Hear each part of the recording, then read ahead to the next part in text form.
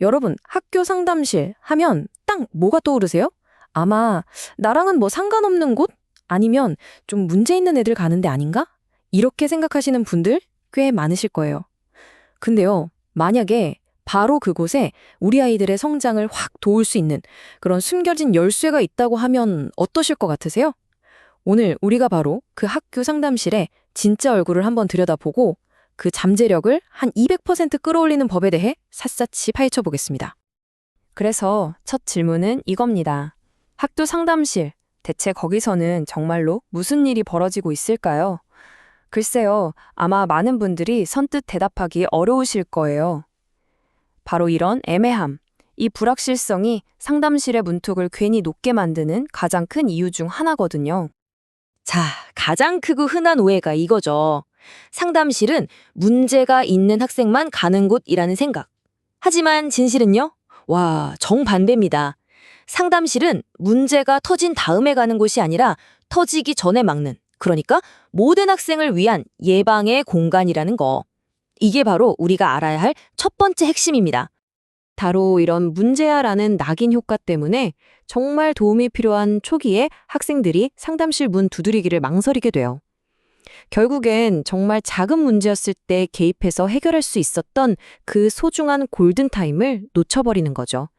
아, 이건 진짜 너무 안타까운 일이에요. 그렇다면 이 안타까운 낙인을 깨고 상담실 문턱을 확 낮추려면 어떻게 해야 할까요? 그 해답의 시작은 의외로 간단한 데 있습니다. 바로 사람이에요. 학교의 교육자들이 하나의 완벽한 팀으로 움직이는 것, 거기서부터 모든 게 시작됩니다. 에이, 전문가인 상담 선생님한테 맡기면 다 알아서 해주시겠지. 이것도 정말 흔한 오해 중 하나예요. 하지만 학생의 성장은 절대 한 명의 슈퍼히어로가 뚝딱 해내는 게 아니거든요. 이건 아주 정교하게 짜인 팀플레이의 결과물입니다. 그럼 이 팀에는 누가 있을까요? 자, 먼저 학생을 매일 가장 가까이서 지켜보는 담임교사, 그리고 전문적인 분석으로 깊이를 더하는 상담교사. 물론 변화의 주인공은 학생 자신이어야 하고요. 또 가정에서는 학부모님의 든든한 지원이 필수적이죠. 이 네 주체가 각자의 자리에서 제 역할을 해낼 때 비로소 진짜 변화가 시작되는 겁니다. 그러니까 우리는 이제 상담실에 대한 생각을 완전히 바꿔야 해요. 상담실은 그냥 학생만 가는 곳이 아니라 학교 전체를 위한 지원 허브 같은 곳이죠.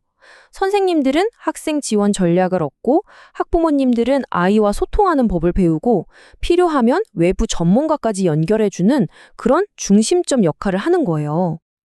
자, 이렇게 여러 사람들이 힘을 합치려면 그냥 잘해보자는 마음만으론 부족하겠죠? 당연히 잘 짜인 시스템이 필요합니다. 이제 그 큰 그림, 그러니까 아주 구조적인 해결책에 대해서 한번 알아볼게요. 그 시스템의 이름이 바로 MTSS, 우리말로는 다층적 지원 체계라고 합니다. 이게 뭐냐면요, 간단히 말해서 일부 문제 학생에게만 집중하는 게 아니라 데이터를 기반으로 해서 모든 학생의 성공을 목표로 하는 아주 체계적인 접근 방식이라고 생각하시면 돼요. MTS의 핵심을 보여주는 게 바로 이 3단계 피라미드 구조입니다. 학교의 모든 지원이 이렇게 3개의 층으로 나뉘어 있다고 생각하면 쉬워요. 모든 학생을 위한 넓고 보편적인 지원부터 도움이 좀 더 필요한 소수의 학생들을 위한 아주 집중적인 지원까지, 그 누구도 소외되지 않게 맞춤형 도움을 제공하는 거죠. 이 숫자 80%, 이게 바로 MTSS의 핵심 철학을 딱 보여주는 숫자입니다. 이 시스템은 소수의 몇몇이 아니라 전체 학생의 80%를 아우르는 보편적인 지원에서부터 시작해요. 그러니까 튼튼한 토대를 먼저 만들어서 대다수의 학생들이 애초에 어려움을 겪지 않도록 미리 예방하는 것. 이게 바로 가장 중요한 첫 번째 단계인 거죠. 이 시스템의 진짜 좋은 점이 뭐냐면요, 역할 분담이 아주 깔끔해진다는 거예요. 보세요. 담임 선생님은 1단계 지원의 최전선에 딱 서 계시고 상담 선생님은 좀 더 깊이 들어가야 하는 이 3단계 지원을 이끌어 주시는 거죠. 그리고 관리자분들은 데이터로 이 모든 걸 든든하게 받쳐주는 거고요. 그러니까 이제 이건 누가 해야 되지? 하고 헷갈릴 일이 없어지는 겁니다. 아주 효율적이죠? 자, 그럼 이렇게 멋진 시스템을 실제 교실 현장에서는 어떻게 써먹을 수 있을까요? 아니, 대체 저 아이는 왜 저런 행동을 할까? 이 질문에 대한 답을 찾아줄 아주 간단하면서도 강력한 도구를 하나 소개해 드릴게요. 바로 ABC 모델입니다. 이 모델은 학생의 특정 행동이 대체 왜 일어나는지 그 기능과 원인을 파악하는 데 정말 효과적인 도구예요.